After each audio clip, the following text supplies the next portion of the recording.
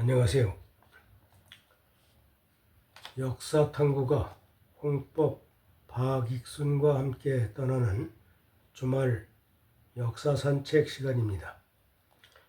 지난주에는 도산 안창호 선생에 관한 역사산책을 해봤는데, 오늘은 좌웅 윤치호에 관한 역사산책을 해보도록 하겠습니다.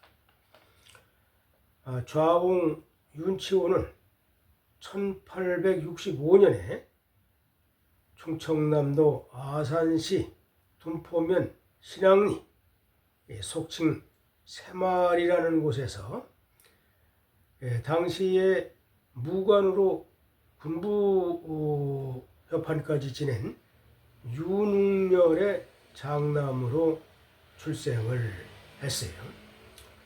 윤치호는 증조부 때 아산에 정착을 했는데, 처음에는 음봉면 동천리라고 하는 곳에서 살다가 그 부근에 있는 신앙리로 이주를 했다고 그래요.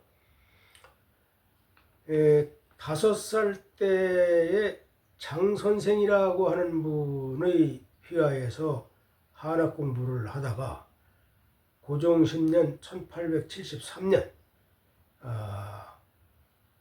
8살 때죠.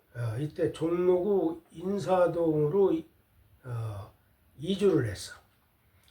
그리고 1875년 고종 12년에는 김정은 밑에서 수학을 했고, 1879년부터 1881년에는 어윤중 문화에서 수학을 했어요. 그러다가 1881년 어윤중이 조선시찰단으로 일본에 갈 때 수행을 했고, 어윤중은 바로 귀국을 했지만 윤치호는 일본에 남아서 유학 생활을 계속했어요. 그래서 일본 동인사에 입학을 해서 중등교육을 2년간 받고, 이때 일본에 체류할 때 일본에 와 있던 김옥균과 교류를 했고, 주변의 권유로 영어 공부도 독학을 했다고 그래요. 그리고 귀국해서는 개화파의 일원으로 활동을 하면서 이 통리교섭 통신사무화문의 주사로 처음에 관계에 발을 들여놨어요. 이 당시에 김옥균, 서재필, 박용효 등과 같은 개화파, 특히 갑신정변의 주역들과 어울렸고, 이 갑신정변 때에는 임금을 반역할 수 없다면서 가담을 안 했어요. 그렇지만 갑신정변을 일으킨 김옥균이나 박용효 등과 가깝다고 하는 그런 측면에서 조선에 계속 남을 수가 없기 때문에 상하이로 망명을 했어요. 그 상하이에서 미국 선교사 알렌이 세운 중소서원에 입학을 해서 수학을 하고, 그 알렌이 세운 중소서원이 기독교 계통의 학교이기 때문에 그 기독교 선교사들의 추천을 받아서 미국 유학을 하게 됩니다. 미국의 벤터빌드 대학 그 신학교에 입학을 하고, 다시 그 조지아주에 있는 에모리 대학에 입학을 해서 유학생활을 해요. 이때 미국에 와 있던 서광범, 서재필 이런 분들과 이제 교류를 맺게 되죠. 그리고 이제 에모리 대학을 졸업하고 나서는 다시 1893년 고종 30년에는 상하이로 돌아가서 그 자기가 처음에 다니던 중소서원의 교사로 취임을 하다가 2년 후에 조선의 친일내각인 제2차 친일내각인 김홍집 내각이 수립이 되자 귀국을 해서 학부참의 내각 총리 대신의 비서관, 또 예부협판, 그리고 학부협판까지 역임을 했고, 2년 그 다음에 1896년에는 민영환을 수행을 해서 러시아 니콜라이 2세의 대관식에도 참여를 했어요. 그 후에 다시 1년간 유럽과 미국 여행을 하고 돌아와서는 독립협회에 가담을 해서 이상재, 이승만 이런 분들과 함께 활동을 했어요. 그리고 이제 나중에 이제 독립협회의 2대 회장과 또 독립신문사 사장과 주필, 만민공동회 회장 등을 역임을 하면서 아주 승승 장구했어요. 이름이 알려진 거지, 독립운동가로서.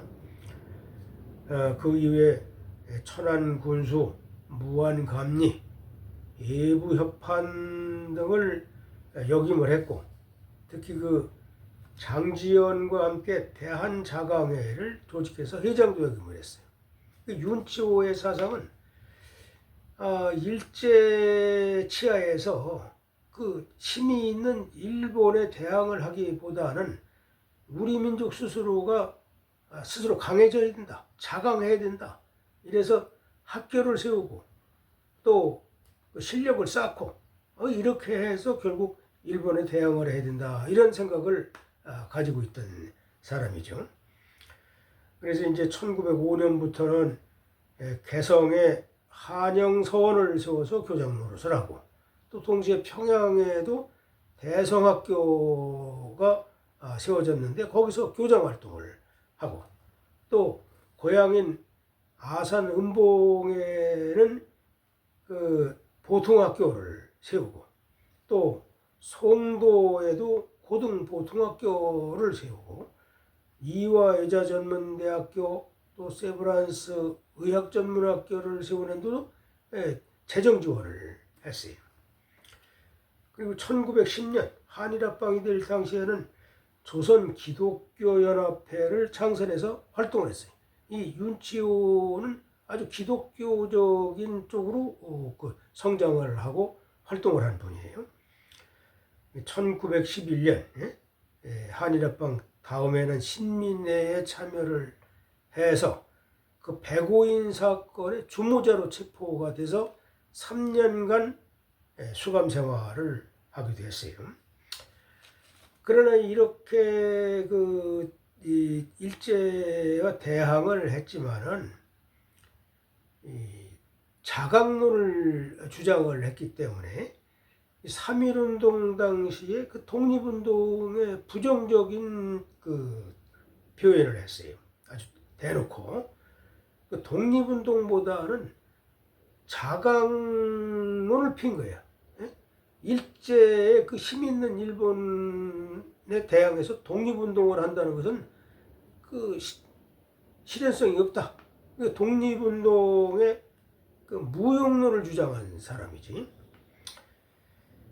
그리고 이제 이 윤치호가 완전히 친일로 돌아선 것은 1937년 중일전쟁이 터지고 나서부터예요. 이 윤치호가 볼 때 일본은 청나라도 꺾었고 러시아도 꺾었고 이제는 태평양 전쟁을 하는 일본을 대항할 세력이 없다. 이러한 강력한 일본의 힘에 대항을 해서 독립운동을 한다는 것은 이거는 실현성이 없는 것이다, 무용지물이다, 이렇게 생각을 하고, 중일전쟁이 발생했을 때는 국방헌금을 두 번이나 냈어.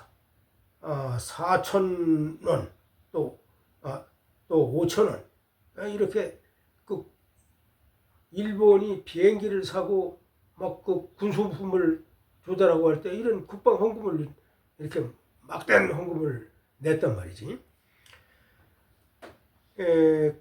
그리고 이제 이 중일 전쟁을 윤치호는 인종 전쟁으로 봤다는 거예요.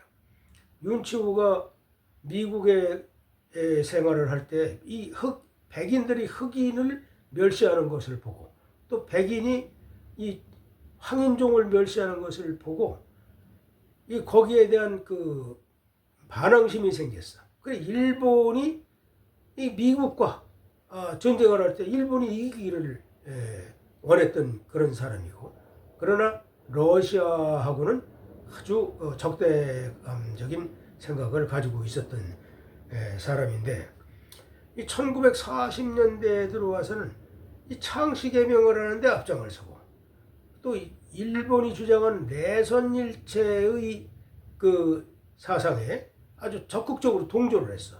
왜냐하면 일본 사람과 조선 사람이 일체다, 내선일체다. 그러니까 이게 민족 차별을 하지 않는 것에 대한 긍정적인 그 사상으로 받아들인 것이지.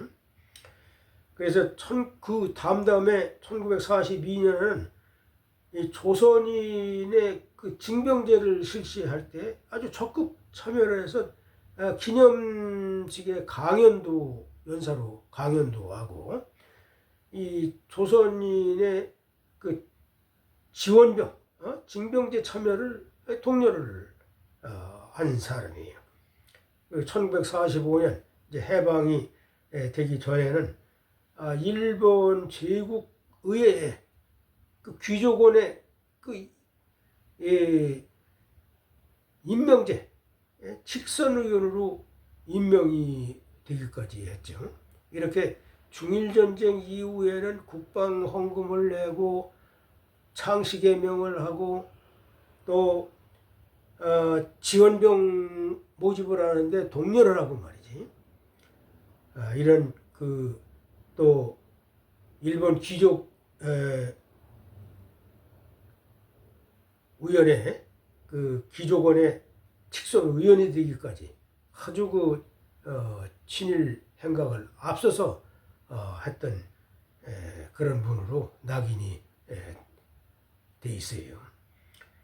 그리고 이제 해방이 돼서 1945년 12월 개성에서 살고 있었는데, 이 개성 자택에서 뇌일혈로 쓰러져서 사망을 했다고 그래요. 이후에는 고향인 아산시 둔포면 석곡리에 안장이 됐고, 윤치호가 이렇게 친일 행각을 해온 반면에 윤치호의 그 사촌인 윤치영은 이승만과 함께 대한민국 정부 수립하는 데 기여를 했고, 또 그 조카 윤보선은 역시 이승만과 교회를 같이 하다 나중에는 이승만의 반대파로 돌아섰지만, 그 윤보선 이런 분들은 이 친일하고는 좀 거리를 둔 분들이죠.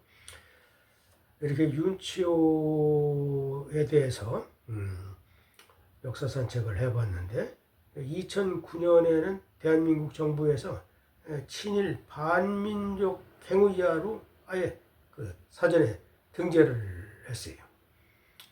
이처럼 윤치호는 참